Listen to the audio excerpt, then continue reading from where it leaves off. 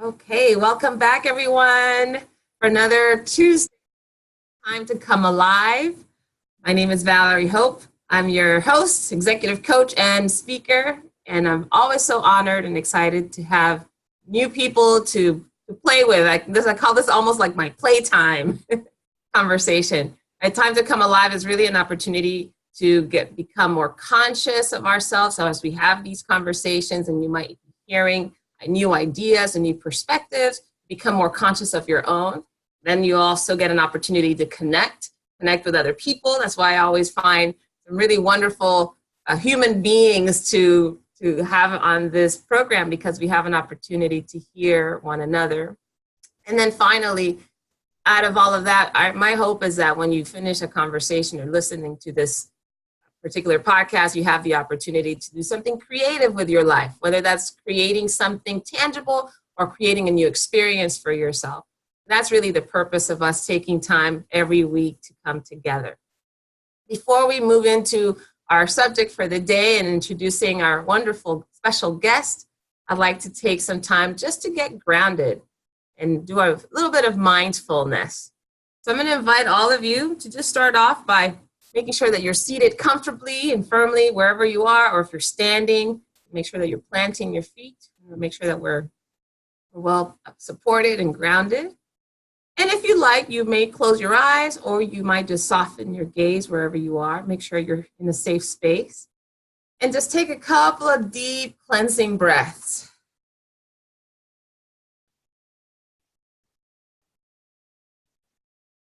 As we go through this moment, I'd like for you to release any expectation of how it should feel, what emotion you should experience.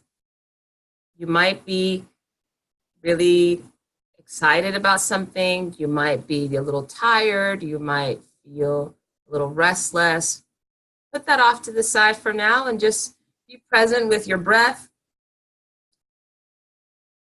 And we're going to do a really brief loving kindness meditation, where I want you to think of yourself as the vehicle for wellness and well-being for the people around you, including yourself.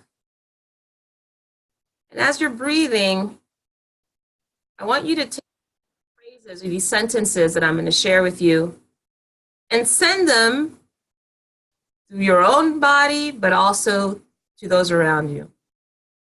The first one is, may I be filled with loving kindness. As you think that thought, take a nice deep breath and send that out to your own body as well as through the people you're around.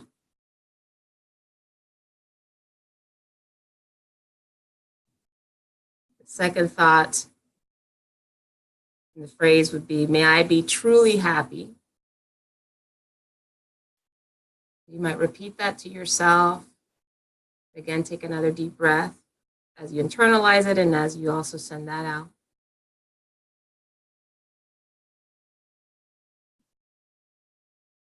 May I be free from all fear. May I be free from all fear. Take another deep breath there. And lastly, may I be well in body and mind. May I be well in body and mind. Take another couple final deep breaths. And allow all those thoughts and whatever feelings or emotions that come along with it. Embrace them, accept them as they are. And now you may open your eyes or refocus your gaze. All right, welcome back. One of the reasons that I felt that loving kindness meditation was really appropriate today was because back in October, I had the fortune of going to a conference in Arizona. And throughout the 2.5-day conference, had the opportunity to meet tons of people, and there were almost 1,000 people in the room, a lot of energy, music playing loudly. We had all sorts of speakers. different levels of excitement in the air constantly. And there was a moment where I had the fortune of sitting next to a couple, and specifically our special guest today, francisConrad, was one half of that couple. And we had the opportunity to really connect in a very brief time. I want to say that we were only sitting together maybe 45 minutes, if that. And I just recall that there was this kind, very generous, easy, friendly, open feeling that I got in having, Francis, in this case, having you sitting next to me. And we struck up a conversation, and although it was a brief conversation, we exchanged cards, but I'd done that with many other people throughout that conference, and somehow we really committed to staying in touch. And shortly after that, I think we may have sent an email or two. And since October, although we'd never met before, we only had about 45 minutes sitting together, we've probably racked up more than like 10 hours of talk time. I calculated it. I went back and looked. And some of our conversations have been so enlightening, and especially when you shared that you were a travel coach and transformational travel coach, actually. And I thought, oh, I need to figure out what this is about, and wanted to make sure that I invited you to spend some time with us, because you're a person that needs to connect with the community that we've created here in this program. So welcome, Francis. Thank you. Thank you. So, Francis, when you think about that moment, whatever, I'm sure you meet a lot of people because you and your wife travel tons. I'm curious about what is it that has you be so open and generous upon meeting strangers? Great question, because I hadn't thought of that before. But the first thing that comes to mind for me is that when I traveled, I basically learned that I was a very different person than I thought I was growing up. Because I basically grew up feeling like I was shy, feeling like I wasn't as good as others, feeling like I was less. And that left me when I travel. And somehow or other, that opened me up, I think, to who I really am. Because when I was thinking that, I was not as good as other people, that's not who I am. But I sort of lived that way for a good part of my younger life. And so travel, I think, connected me to something. And that's why I kept going back, because I sort of was really learning more and more about who I was when I traveled, in a way that opened me up that I could become more and more of that in my whole life then. So what was it that helped me to really be myself when we met? Maybe it was travel, all those people who helped me to open up and to be myself and to feel comfortable with people I didn't know, that I met traveling and on the road. You were just another one of those people that I met on the road. The road happened to be a workshop. I have a feeling like as a result of that, it triggered something in both of us, that we both naturally are connectors. We're both naturally people who feel comfortable and are willing to reach out to strangers, because really in the end, we're not strangers, are we? I think in the end, what we learn about ourselves is that basically it doesn't matter where I go in the world. I sort of think that if I've been in Indonesia, different places, I think that when I'm over there, this is just extended family. I've been huge extended family, and some parts of the family are pretty crazy. But I think, isn't that true for most families, that we've got all of our different family members? And so that's where I learned, I guess, and that's the secret to travel, is that the more we travel, I think the more we become connected to who we really are, and we can grow and expand and become more. I absolutely agree. And I do want to share when you told me that you were the second born out of 14. Yes. So extended family for you is like, you probably do have extended family all over the world, but that being a family of origin.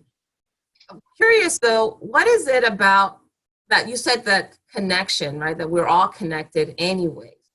Say more about that. Well, let me approach it one way. And if you think about my role, I was second oldest in the family with 14, which meant that I was the helper. I was my mother's helper. I basically at a really, really young age started watching and caring for my younger brothers and sisters. And so what happened in my family is that I basically gave up my own childhood, in a way you could say, so that I could be there to take care of the rest of the family. And so I didn't have a sense of how to have my own goals. I didn't have a sense of who I was. I really didn't have a sense of even things that I wanted for myself because everything was for everybody else. So that's the way I said I started. And so now I'm going to take you over to Italy. This is my second time traveling, and I'm on my own. And I go to Italy. I loved Italy. It's in the early 70s, and I'm on a train coming up from the southern part of the boot, and we got to a place called Bari, and the train stopped, and nobody knew what happened, but it didn't move, and they told us to get off the train.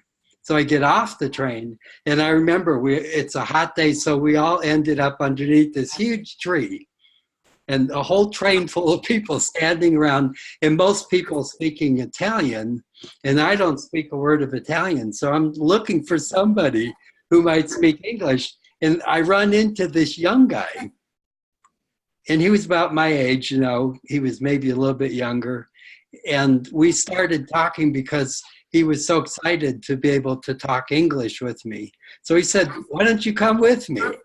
So I did. We got in his Volkswagen, and we started going down back roads of Italy between these farms and picking up his friends.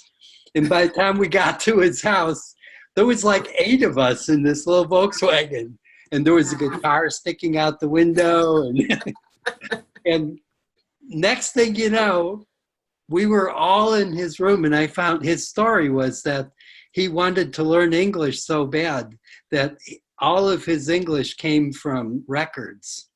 So he had all these records from people who were singers from the United States. And then when he'd meet somebody like me, he would get to practice because I spoke English. So we spent 3 days together. And during the day, we would run together with his friends all over Italy, these small farms, and be in and out of people's, barns and stuff. And then every night we would come back, and there was this long, long table. And his mother would make these huge piles of spaghetti and things, and she would feed us. And then we would stay on the floor, the couch in his room, on his bed. We were all over the room. And then we'd wake up in the morning and we'd keep going. And, I guess what I think of is that thanks to that family, I learned that everything I could have possibly felt that I missed in my own family, I got it there in Italy. That was my first overseas family experience. And they fed me, and I had friends, and we ran around, and I could be myself and be like a kid in the family. And so I guess that's one of the things that travel has done for me, is whatever I felt I might have missed in my life, it wasn't missing. And I think that's true for all of us, is that whatever it is that we're yearning for, it's available to us. Absolutely. And there it was. It found me. This guy came and found me, and he took me home, and his mother fed me. And for 3 days, I couldn't have been a closer member of a family. And I just loved it. And I still think of that family. You know what's interesting is, you and I have had these conversations about which cultures would likely offer that type of experience. And I'm like, Italy, of course. Yeah. Yes. That's probably why in the beginning days, I Uh-huh. always went to Italy when I traveled, and then I would end up going other places. Because Yeah, some places are easier to travel by the culture. that is so And the true. Italian people, I thought, what's unique about Italy, in my mind, is that the Italian people they live in communities. Mm. So they're not like, I'm thinking here in Arizona where I live, the Navajo, their house is a mile away from their next door neighbor. That would Mm. never happen in Italy. In Italy, everybody lives in a community that's very close. Mm-hmm. And if you're dating or you have a relationship with your girlfriend, what happens is that they are so close that you sort of like make out on the park benches and stuff because everything is family, and there, Yeah. it's like that feeling of closeness. You go Mm. into a restaurant and you've got the older grandmother sitting in the corner, dad is throwing stuff in the pasta and in the stew or whatever, and then the kids are loud and they're running in and out and chasing each other. Italy is loud, it's family oriented, and people are everywhere, and no matter where you are, if you're open, Yeah. you can be a part of it. They're generous people. Yes. But there's a lot of places in the world like that too. Latin America tends to have that flavor as well. Yeah. You and I talked about high context and low context cultures. Well, Ah. yes. And I'd love for you to talk more about that and what attracted you, because you're originally, where are you originally from, Francis? I grew up in Cleveland, Cleveland, Ohio. Cleveland, Ohio. It actually The heart right of across America. the border by the airport. Okay. And everybody in the community where I grew up, all of our parents worked at the Ford plant. Mm. They had like 30,000 employees or something. And this was a community that in its original form was built to house all these people that worked in the same place. So it was like middle class, people worked hard, and pretty much the lifestyle was that we all went to the same church. Our parents all worked at the same place, and we ran the streets with our friends who were the same as everybody else. Mm-hmm. And I think what it did is it made me feel a yearning for more, because it felt like it was such a limited perspective. There weren't that many differences. Everybody seemed the same. And I would sort of sneak off to the library and look at National Geographic magazines and dream about going to other places in the world.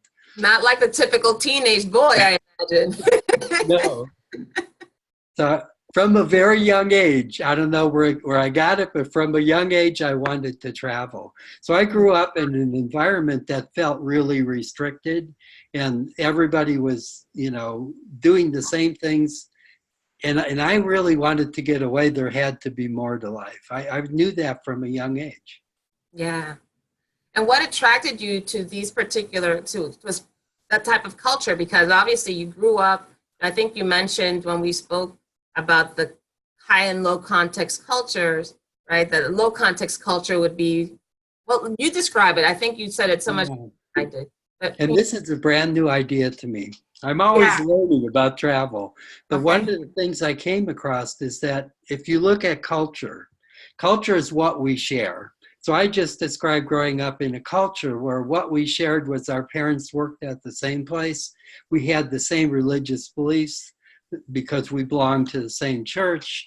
All the rules of our culture were pretty much established. Just by the fact that we lived there, we knew that kids were supposed to be quiet, don't make too much noise. It was like a very German culture. So that would be described as a low context culture. And what that meant is that you basically expressed yourself in words and you explained things to people. And if they didn't understand, then you expected that they needed to be more clear in their communication. And that's very much the norm for a number of cultures around the world. And so these cultures would include the United States, most of Western Europe, Canada. And what that means is that the emphasis is on the way that we connect and communicate is with words, with ideas. And so that's it. That's the whole connection. That's the whole culture. In a high context culture, what happens is that people connect on multiple levels. The relationship they have with somebody is really important. So when I talked about that family in Italy, that's a high context culture. What was really important was hanging out, having fun, laughing, running around the country together, because all of that was part of the context of our relationship. And I think in high context cultures, which are the majority, people look at so many more things than just what you're saying. And so people from the United States who are not used to being in a high context culture, they have a difficult time fitting in. They might need some support to figure out that they're not matching, that the way they are at home isn't going to work here. If you try and spend too much time just being serious and talking and communicating in Italy, the Italians would think, my gosh, what's wrong with them? So I think part of what travel does, and especially for people from the United States, is it gives us the opportunity to leave a very limited type of a cultural experience and to be able to open up and learn what it's like to be in a culture that's rich with all these different levels of relationship going on. Yeah. Some cultures, you sort of hang out and you get to know people before they even want to hear what you have to say. That's a rich culture, you know, and we have a chance to learn that by traveling. Absolutely. I'm curious though, obviously, you know, the US is such a large country that you can find high and low context within probably many communities, right? You don't necessarily have to travel that far. How have you seen that play out in your own life here in the US? Okay. I'll come at it. There's lots of ways I could talk about it, but I'll talk about it as a therapist. Okay. Because I worked as a licensed clinical therapist for 35 years, but I was working in the field for another 7 years or so, even before I became a therapist. So I have a long history of being around people who are their own culture in the United States. So if you think about people who are identified by the medical model as having certain types of illnesses, they sort of have become a culture unto themselves. So that was the culture that I spent most of my day with, because if I was working, you know, usually more than 40 hours a week, I was surrounded by a culture of people who were not always understood or accepted because of their illness. And so they were told often that they were never going to be able to have the life that other people in this culture have, that they would never be able, you know, to do the same things that other people did, to really move up the ladders in society. And I think it's because they were defined as having, you know, anxiety disorders, depression, and sometimes psychosis. And so what I learned when I traveled, and this really, I think, went both ways, is I would come home and I'd look at these people and I started understanding that they basically were experiencing culture shock when they tried to fit into the normal culture. So their culture had them defined in such a limited way that when they tried to get on the streets and walk around and feel normal, they couldn't. Hmm. They didn't belong. So I was learning that there was a cultural disconnect, even within the community of people that I worked with. But I also found if I worked with them to let go of that rigidness around you're no good, you're never going to make it, you're not as good, you don't have what other people have, you're limited by your illness. What I found is when we started to help them to let go of that and to have fun. We used to hang out in my program, and they learned to enjoy life, to joke around with each other. What naturally happened is that as they became a more rich cultural group, Mhm. they started fitting in. And they actually started getting beyond a lot of the symptoms of their illness. And so travel helped me to really see this group of people as people who I could interact with just the way I did when I traveled. They had their own culture. But the other thing it did then is in working with them, I think it really helped me to open up at a heart level because we can connect to anybody, can't we? That's true. I think that as people, there's something that we share that it's so genuine that it doesn't matter what culture you come from. Somehow all of us share this, and when we touch on it, that's the magic. And so that's what I was learning when I was overseas with people, and I would bring it back and I'd feel it with this group of people that were my culture at home, the people who were struggling with mental illness. And then they taught me to become more open and accepting of them. And I felt so comfortable in their community because they opened up to me and they really allowed me to experience who they were in a deeper way. That helped me to go and travel and be more open with people overseas. So So I it's was going cyclical. back and forth, yeah. And I was basically learning from people how much we have to share that Mm. is really beneficial when we get to know people, no matter what culture they come from. I think we'll ask you one more question, and I'm going to open it up to everyone that's listening to participate. But one of the things that you point to there is that there's so much, especially in this country, because there's so diverse. There's so many different types of people. There's so many different subcultures, ethnicities, races, languages represented, you name it. Not only in obviously the United States, but throughout, right? The world really does Mhm. blend a bit. I'm curious about what does it take for someone, and you obviously, you and your wife now take people on these trips, these journeys, and in some cases, people who've never traveled before, that haven't had the type of experiences that you've had.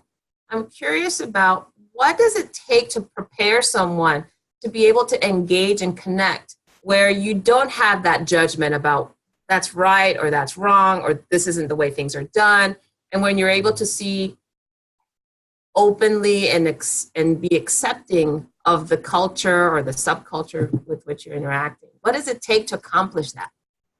Good question. Let me take you through just a little bit about how we as a group really prepare ourselves to Uh-huh. travel. It starts before we leave. So we get together on a Zoom call like this where people get to meet each other. But the thing about travel is that there's something that even starts to happen before they get on the plane. Hmm. And that's what we start to talk about. That excitement starts to grow in us, the anticipation. And so I think part of what really helps us to prepare actually happens before we get there. And to have a chance to connect to that and talk about it just makes it even stronger. And it helps to bond us with the people that we're going to travel with. So I think that's a huge, very important part. Hmm. And then once we get there, every single day we get together and we start our day with what I call a morning practice that was designed specifically to help us to do exactly what you're saying. How do we get to where we can be really present and open and enjoy this experience? So what we do is we really, let's say the first night, if you're traveling with me, we're going to sit down at a restaurant and we're going to look around and we're going to start to talk about, look at the signs and listen to the language and look at this food. I've never eaten anything like this. And what we're doing is we're inviting our mind, our body to experience that, I'm not in the United States anymore. I'm not at home. Look at all this stuff. And it gets exciting and we open ourselves up to it. And I think what overcomes fear, because fear is the danger point. If someone gets afraid when they travel, it shuts them down and they call that culture shock. So how do we keep ourselves from shutting down is exactly what that meal is designed to do. What we do is we talk about it, we get excited about where we are, and what we're doing is we're using our natural curiosity to overcome our fear. And that curiosity will help us to be present and open to what's around us throughout the whole trip. It gets stronger. Then each morning, what we do is we really tune our body, because I think in the United States, at least as a child, I was never taught how to tune up.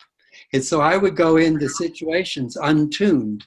And it's no wonder I couldn't, it's like think of an orchestra where nobody knows how to tune their instrument. It's crazy. Yeah. Could you imagine what that would be like? Everybody just making noises, but nothing matches. But when that orchestra is tuned, then something happens that'll give you goosebumps. When the harmonies hit and everything happens. Well, that's what we need to do for our bodies. Our bodies are an instrument that the traveler uses. Travel is actually an art form. And as an artist, the traveler has to tune their body so that they can be present to what's around them. And so How do you do that? We tune our body we go through practices that literally help us start with grounding ourselves. And so we basically, you think of the traveler, what's most important to them is their feet, because we walk a lot. And if your feet are not solid on the ground, you can easily twist an ankle or something, and that'll make the whole trip sort of like different. So we start with our feet, that's our grounding, but we want to ground in a foreign country too. We want to feel what it's like to be part of the earth. It's like what the Native Americans do, right? They connect to the earth. So we connect to the earth as a starting point, and then we move up and we begin to tune our gut, because that's where we get our gut instincts. When the traveler's walking down the street, how do they know to make a turn on this street? Well, their gut knows and they follow it. So we learn to tune our gut so we're more sensitive to feeling what we're picking up in our gut. Then we move to the heart. That's where we connect to people. And we learn what that feels like to open our heart in a country that has all these opportunities and all these potential relationships. So we learn to open up at that level, to be trusting our gut, and then we work at clearing our mind of anything that might get in the way. So if you can just think of that. It's an overview of what our morning routine each day is about. Is how can I tune the body so that by the time I go out and start walking, I can really be curious and present and available to the experience and to the people I might meet. And when that's going on, I'll tell you one more thing, and then we'll go to more questions. Why does a traveler go back? People who are travelers like me, they never stop. And what is it? And a lot of times people would think, they want to see more and more of the world, which is true. But it's not the real reason we go back. We go back because we know when we allow ourselves to really be connected and be a part of people's lives, no matter where around the world, what we know is it changes us. We cannot be the same person. Absolutely. And so really what keeps the traveler going back is what happens to me inside. I know I'm going to be changed. I'm going to be affected by people. Yeah. Yeah. Oh, I love that. Oh, you said so many wonderful things. And as a fellow traveler, I agree with all of it. And I think every single trip, it always, and I think for some people it sounded like I was just trying to rack up miles. I'm on my third passport and visited 30 different countries. But it was never about racking up the number of countries. You're right. There's something that transformed me every single time I went someplace else. Whether that was Japan or I was in Brazil or I was in Poland, I always felt that it shifted something in me, some aspect of my personality. I kind of got to know myself better in relation to other people. Whether I spoke the language or not, there was always something about me that I was like, oh, wow, I didn't think that I could connect this way, or I didn't think I would be interested like this, or I didn't think that I would be as adventuresome, right? So all of these different experiences, I can absolutely see how having used my body as that instrument, right? That's a vehicle to connect with myself and other cultures have absolutely transformed. I want to get involved with the people who are listening to us this morning. So I do too. Sharing all of that. And I'm curious when I open up the lines and hear what are some things that you all are hearing about your own experience in travel, or perhaps some of the things that Francis has alluded to in connecting with yourself or others. I'm going to start with Johanna. We haven't talked to Johanna in a bit. Johanna, are you there? And if you are, you're mute. You want to hit *9 or unmute yourself.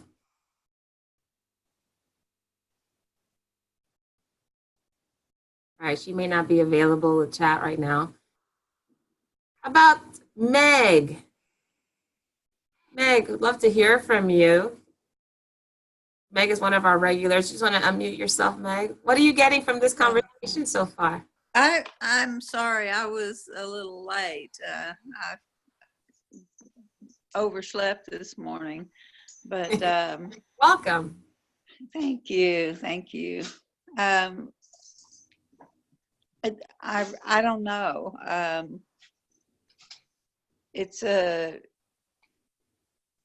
have, I don't know, maybe come back to me. I can't really put two thoughts together right now. Sorry. No worries. I appreciate you joining us. Thank you. I see Johanna's back. Johanna, hi. I see you raising your hand. You can just hit *6 to unmute yourself. Share. What are your thoughts?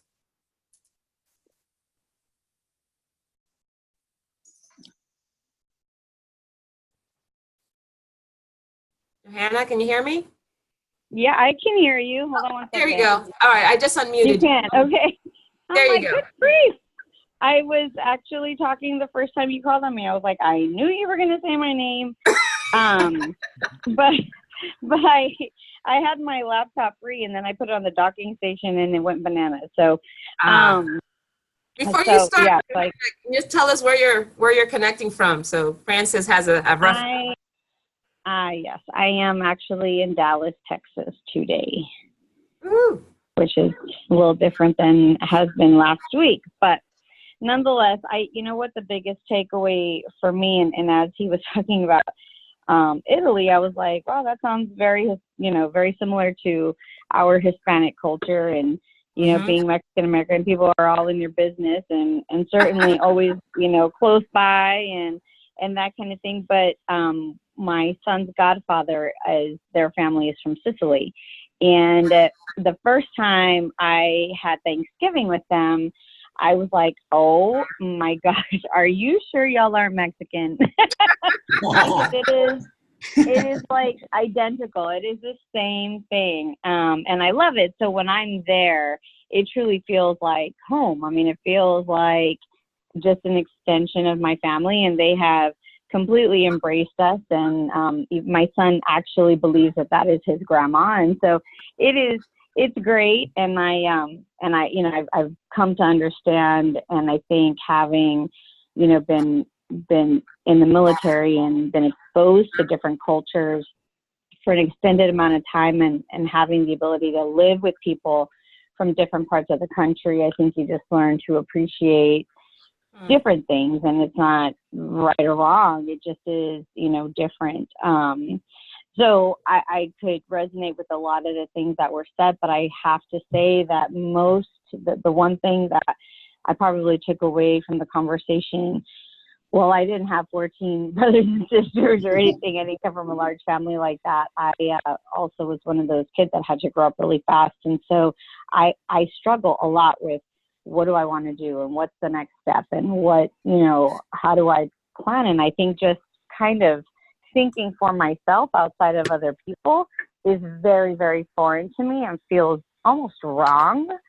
So it was pretty profound to kind of hear that perspective, and I'm not sure how to get around it necessarily, but when you're just kind of accustomed and programmed to think that way. But probably just knowing, I think, is maybe the first step. So I appreciate it. It often is, but it sounds like you're saying, Johanna, part of what really, I don't know if attracted is the right word, but what resonated in what Francis mentioned was that connecting to yourself.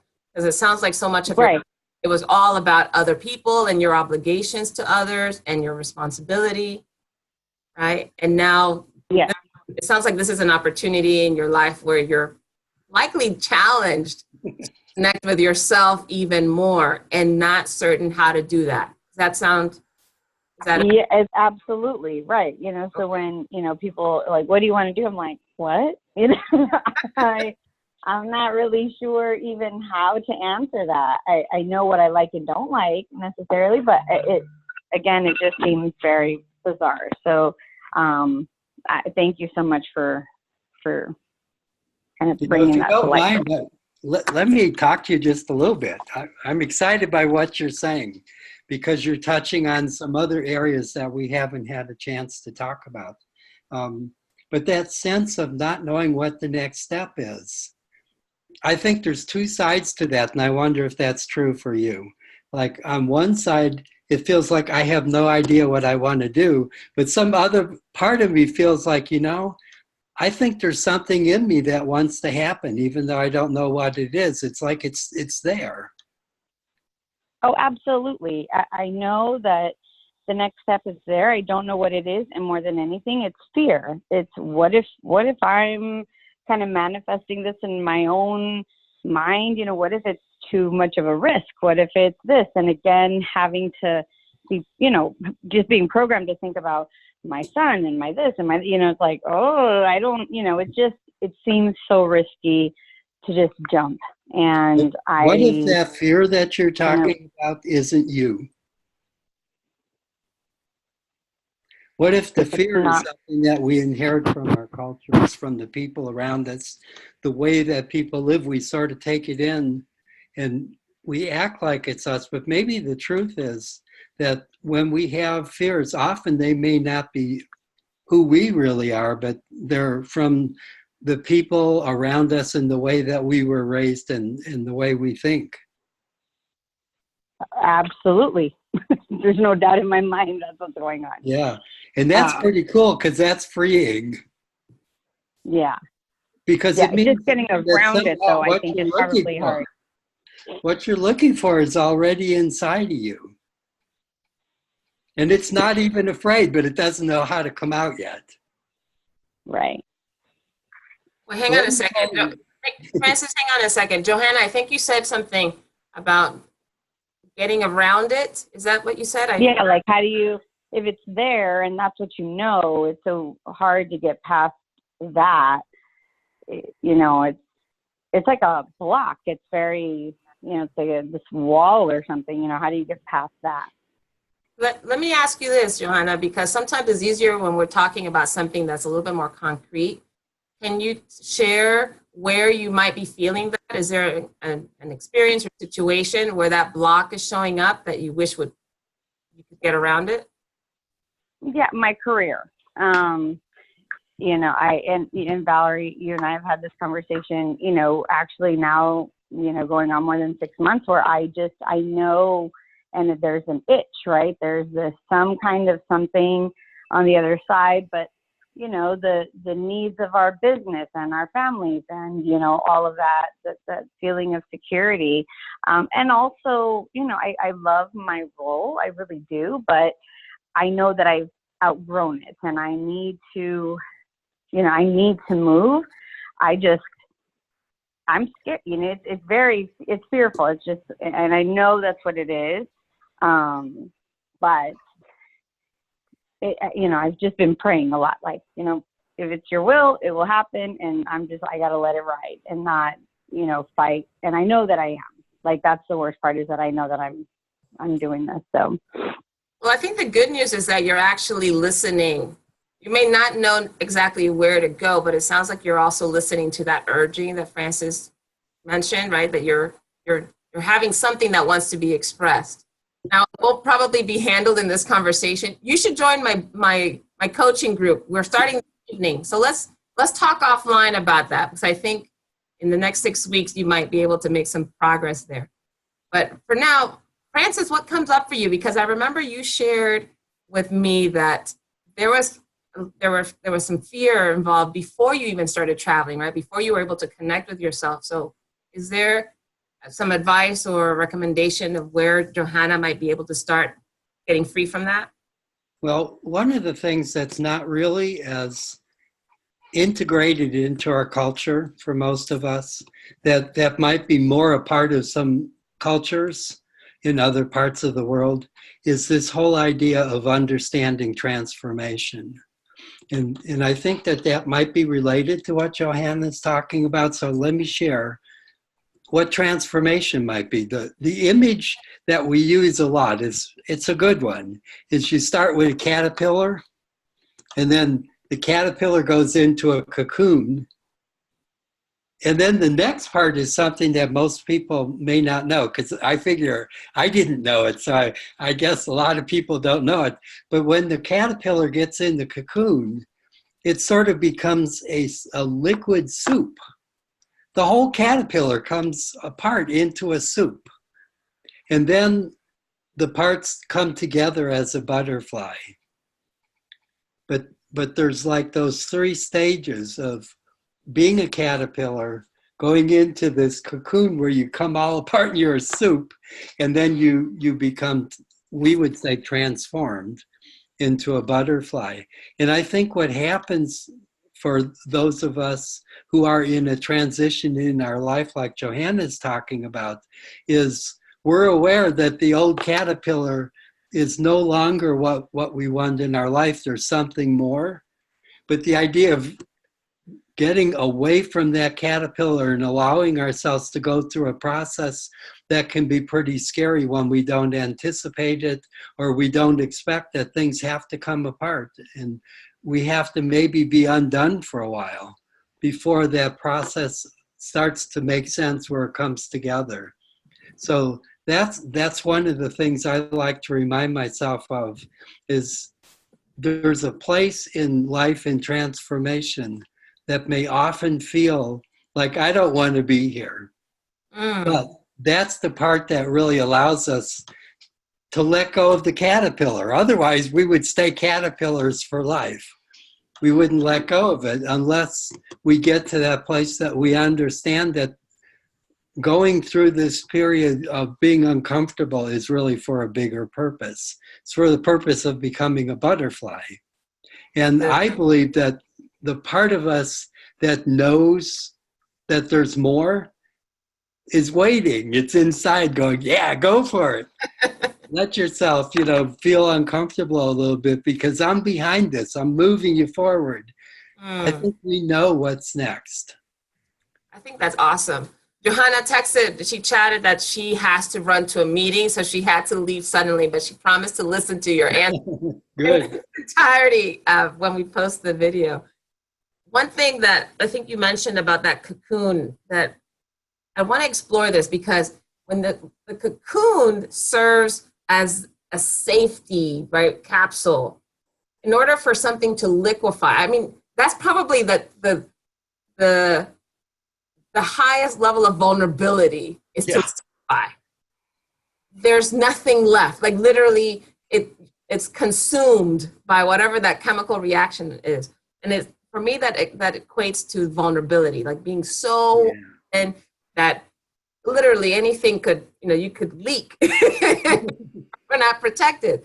So this idea of the cocoon, what I see in my mind when you were expressing that is, that's why it's so important for us to surround ourselves, be so mindful about surrounding ourselves with the environment and the people, especially with people. We're talking about connecting with people with whom we could have that sacred experience of transformation, where we would feel comfortable, and safety really is what is the main thing, because I think that fear that Johanna was talking about, if you're not contained by an environment that is there knowing that I'm here to support your transformation, go ahead, liquefy, I'm here for you, I got you, it's going to be very difficult to want to transition into that.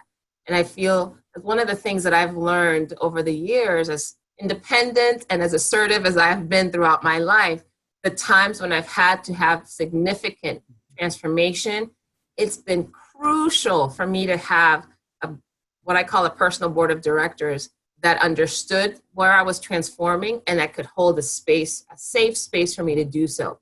And it didn't require them to do much else. That could be a person that I could just talk to and vent.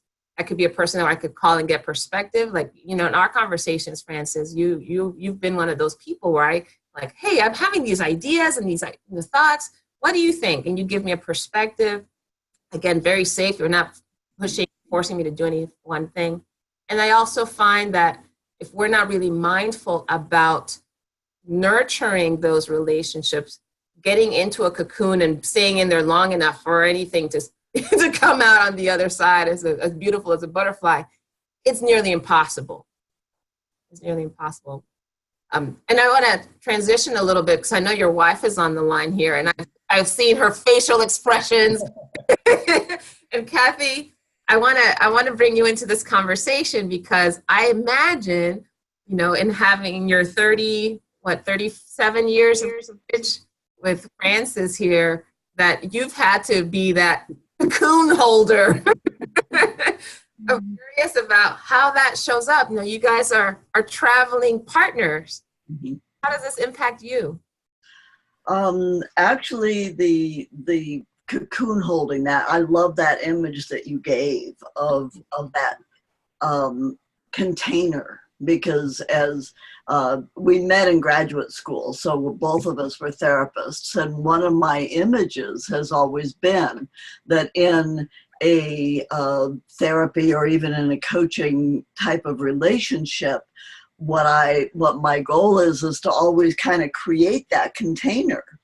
And that's what I think Francis and I have done with each other as well, is that he has been that container for me and I for him.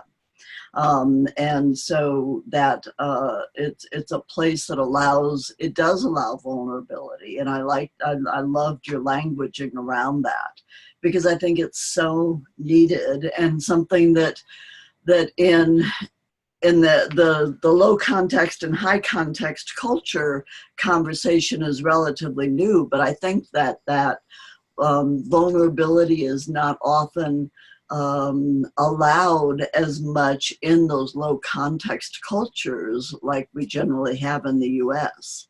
And so I think those containers are even more important. And yeah, we've been married for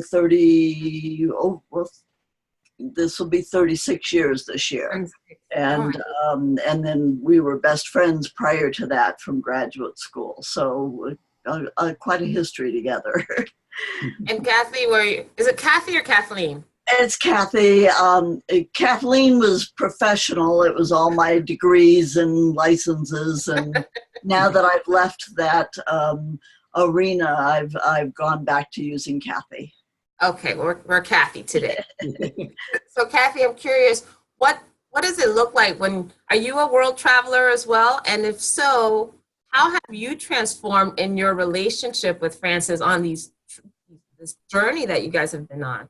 I had actually not traveled prior to traveling. I think during grad school, a friend of mine and I went to Jamaica. And beyond that, I'd been to Canada but that was about it. And so my first travels into other cultures, which the first time we traveled was to Greece and Egypt, and yeah, and just going to different cultures that was so outside my own experience. And it was really, at first it was really scary for me.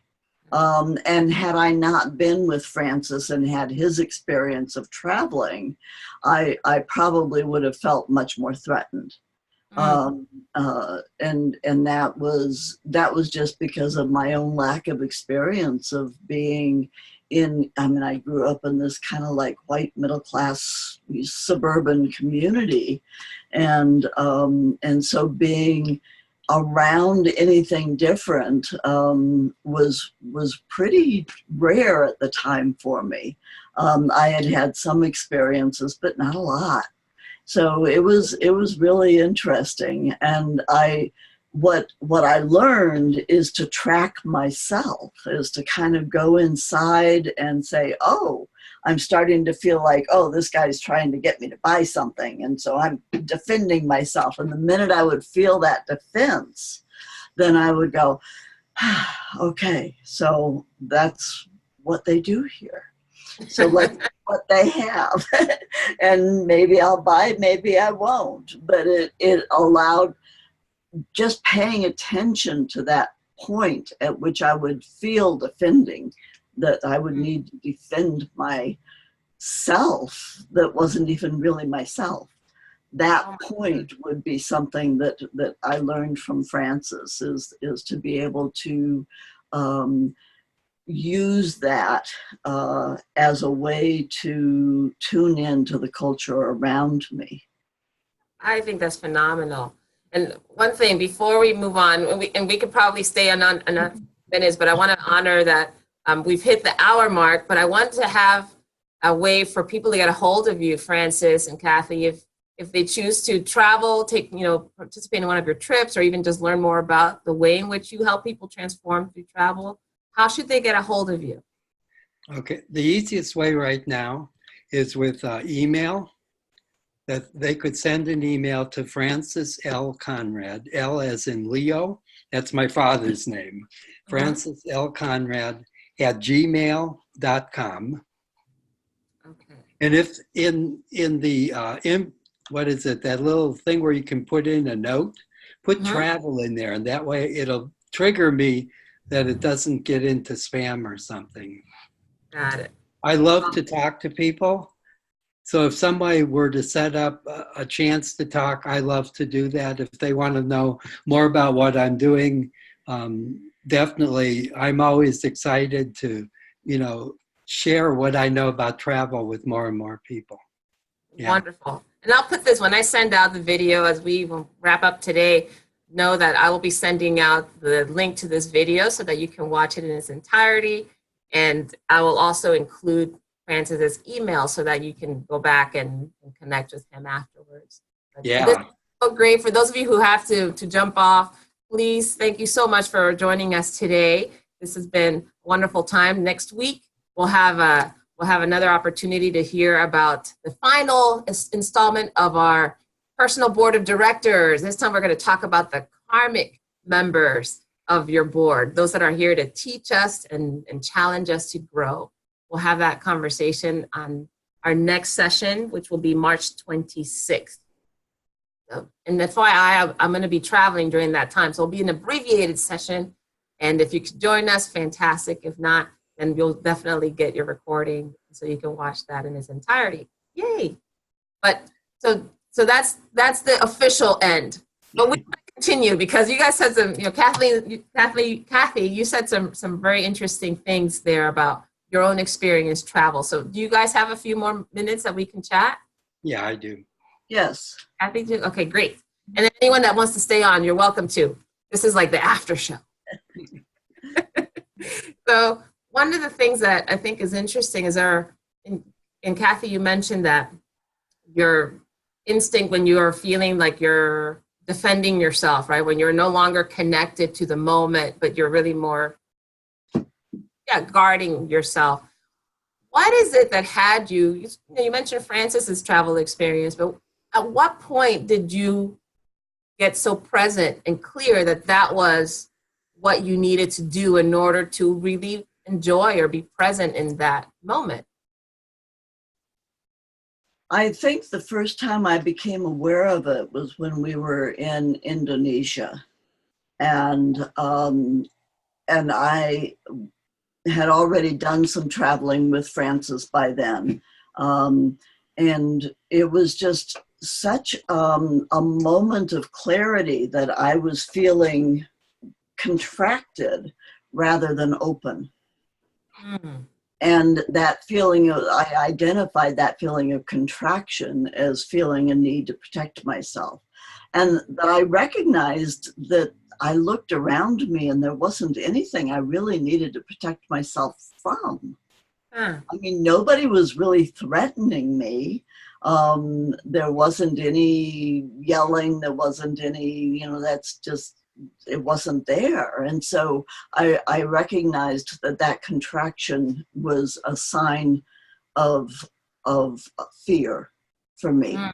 And so that meant that the way around that is to more be open. And then I know that, when Francis talked about the morning practices that he does with the travel with a purpose, is a lot of that has to do with allowing that openness, to be conscious and aware of what's around us so that we can be open to it and not shut down, not contract around it. That's interesting. Maybe I could add to that a little bit. Please. When we travel, I think the biggest challenge is how do we deal with the fears? Because I think there's something that's inherent in all of us that so easily can get afraid. Mm. We talked about that transition period when you're in a cocoon, that it's almost like, how do we go through that without having our fear turn us around so we go back and become a caterpillar again? Yeah. So I'll put two pieces together now and they might make more sense. The one piece is the importance of forming that community that we travel with. Mm-hmm. As a therapist, that was my thing. I basically did groups for the entire time I was a therapist. And so I love groups. I came from a large family, so I just continued. That's what we start with, is we create that community that can be the container, the cocoon. Mm. So now what travel looks like is the caterpillar is leaving home, gets on the plane. The caterpillar is left behind and enters a foreign place where you don't always know what's going on, but you've got your cocoon. You have your support group around you that allows you to go through a experience that will deepen you into being more of who you truly are. You emerge as the butterfly. And then you'll want to go back again for more. But I think Kathy's right that when we travel together, what we're taking with us that's really important is that relationship that we have that allows us to be more present. I think it's interesting too that when you talk about having that level of trust, really, the community that you build, whether you're traveling with your spouse or whether you're traveling with with an organized group, there has to be a high level of trust in order for that to happen. And it's interesting because for many years, to be honest, probably still to this day, I feel a lot more comfortable traveling on my own. I've had a lot of experience. My family, we traveled quite a bit because my father was in the military, so we moved around. So I trust them and I trust that they can adapt to anything and, we work it out. And I also realized that I've been somewhat hesitant in traveling with other people because I know I can trust myself. I know how to connect with people. I know how to engage. And the travel experience for me is sacred. This is interesting. I don't think I've ever thought of it this way. Travel experience is so sacred for me that I'm like, I don't want people to mess it up. with their fears or their issues or what. And as I look back through some of my experiences with travel, I can see that, kind of like what Kathy said earlier, those moments where I could just kind of go, well, let's just be here with whatever's happening in the moment, and not necessarily having to force some sort of outcome, or not necessarily trying to influence, something because I think it's the way to do it. Those are the moments where I feel like I can really provide a cocoon and then allow others to cocoon me. I think that's probably part of it. I've been a little bit hesitant about, okay, who gets to be in the cocoon? Well, I've been very selective. and some of the richest experience I've had has been when I've dropped that. I remember, I think Kathy, you mentioned when you were in Indonesia, perhaps, and people were trying to sell to you. I had this similar experience in the Dominican Republic, where we're going to these markets and bartering is the thing there, give you some really exorbitant price for something. You're like, wait, no, that doesn't make any sense. How is that expensive? I thought my brother just got it for, there's always some kind of discrepancy in how it was quoted. And for the longest, I was trying to exert this control over, you're supposed to do it this way. Because I live in the US and we don't trade, we don't barter, we don't negotiate the same way. There's certain places and certain things that you negotiate, but not jewelry, not, handbags or something, clothing. And I remember the moment where I noticed I was trying to force some sort of outcome and for it to go a certain way. And then I just started to notice how playful they were in the approach of bartering. So then it became like a game. I didn't even think I was that great a negotiator, but all of a sudden, I became more flirtatious and I would laugh and I touch people in the shoulder and I go, are you sure you want to sell that ring for that? Oh, come on. I think you can do better.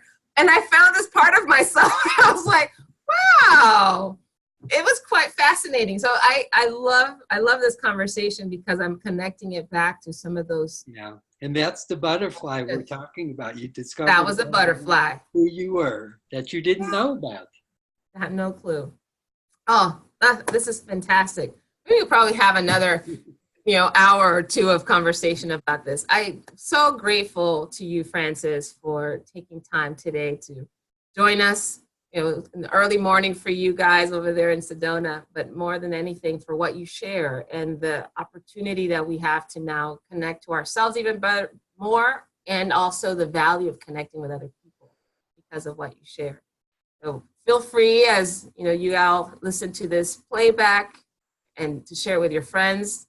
I think there's a lot of wonderful nuggets in here, and I'm sure we'll have you back at some point. And I also want to the whole idea of you and Kathy traveling together, because I think that's the other piece. There's sometimes in couples, like how do you reconcile someone that's so not only needing and loving travel with someone that perhaps is a little bit more reticent or not as experienced with travel, and how do you meet halfway? Because it sounds like now at this point in your life, in your relationship, you guys have had so many adventures together.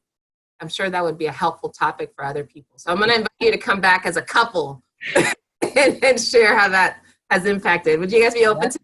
Yeah, we would, I'm sure. Actually, I traveled for the first 6 years solo. I traveled totally on my own. First 6 years of your marriage? Before, yeah. Oh, before you I got was married. a solo traveler. Then Kathy and I learned to travel together. Then we learned to travel with some of our friends, our travel buddies. And then I learned to take my experience of working with groups and really focus it as a transformational experience. Yeah. So every single one of those is different and unique. It is.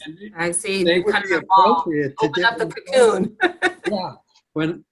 When I talk to somebody who's young, in their late teens, early 20s, my recommendation is not what I'm recommending here.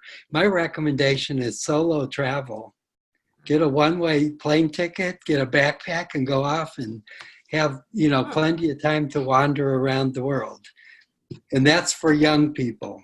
So I think that they're different, and they're for different times in our lives and for different purposes. Why young people only? not only, I guess that's not fair. The largest number of solo travelers, who do you think it is? I would say for, someone that's in their 30s, maybe 30s, 40s. It's women. Women, And women today are the largest number. So I guess I've got to take that back, that a lot of women are finding that traveling alone this way yeah. really is giving them something that they're longing for that they couldn't find in their own culture. So it would be for women and young people, let's say. But what it does is it gives you a chance to learn what you're capable of because you have nobody else to fall back on. So And true. that's why I think for me, starting off that way was the best way I could have. Because it gave me a chance to see who I was, what I was capable of. There was nobody else, so you have to do it all. That's so true. Funny you say that because now I think back, my very first significant trip was by myself, and it was to Italy, actually. I went for 10 days. It was after my divorce, so it was kind of like my eat, pray, love trip. Yeah. But I remember that, yeah, it did show me what I was capable of. It showed me how comfortable I could be in a culture. Being in Italy helped because the culture was so easy. But I agree. I think that particular trip was so meaningful because it did show me, again, I became a butterfly after that. I remember I got so many compliments when I came back. They're like, Valerie, you're glowing. You okay? What did you do? I wanted a trip to Italy. There's nothing like, very expressive Italian men to get your groove back. Wonderful. Oh, again. It's been a pleasure for me too. Thank you so much. Oh, thank you. Thank you, Kathy. Thank you for participating. Meg as well, and Johanna for sharing. So glad that you guys were able to join us today. And now we'll formally say goodbye. And I hope you join us next week. All right. Have a wonderful week, everybody. Goodbye, everybody. Thank you. Bye.